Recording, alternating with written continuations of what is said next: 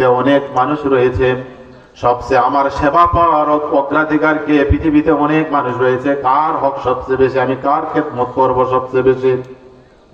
আল্লাহ রাসূল বলেন তোমার মা।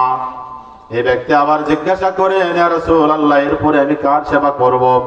আল্লাহ রাসূল বলেন সুম্মা উম্মুকা, তোমার মায়ের। আবার জিজ্ঞাসা করেন ইয়া রাসূলুল্লাহ এরপরে আমি কার সেবা করব? আল্লাহ রাসূল বলেন সুম্মা উম্মুকা, তুমি তোমার মার খেদমত করবে। এই ব্যক্তি আবার জিজ্ঞাসা করেন ইয়া রাসূলুল্লাহ এরপরে আমি কার সেবা করব? রাসূল বললেন সুম্মা আবুকা, এরপরে তুমি তোমার পিতার খেদমত করবে। মার কথা তিনবার বলার পরে চতুর্থবারে পিতার কথা বললেন, কারণ মা এমন কিছু কাজ করে যা পিতা কখনো করা সম্ভব নয়। এই জন্য মার ঋণ কখনো কোনো সন্তানের পক্ষে, পিতা এবং মাতার ঋণ পরিশোধ করা কোনো মানুষের পক্ষে সম্ভব